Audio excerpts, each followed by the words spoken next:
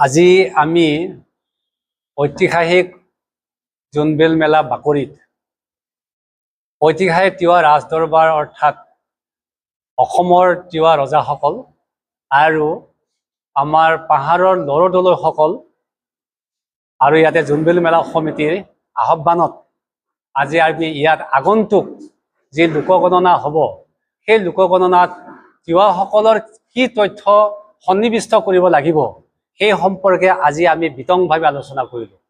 আমি যিসকল লোক ইয়াত আজি সমবেত হৈছোঁ সকলোখিনিয়ে তিৱা পৰম্পৰাৰ লগত জড়িত।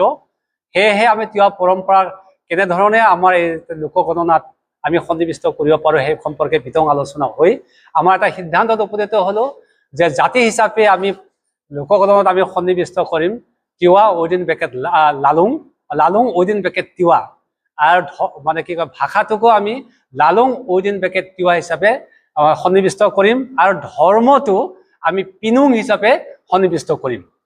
আৰু এই সভাতে আমাৰ এটা সিদ্ধান্ত হৈছে এনেধৰণৰ লোকগণনাত যি আমি তিৱা জাতিটোক প্ৰতিপন্ন কৰিবৰ কাৰণে যি সিদ্ধান্ত গ্ৰহণ কৰিছোঁ এই সিদ্ধান্ত কাৰ্যকৰী কৰিবৰ কাৰণে আমি এটা এডহক কমিটি গঠন কৰিছোঁ পাহাৰ ভৈয়াম মিলি।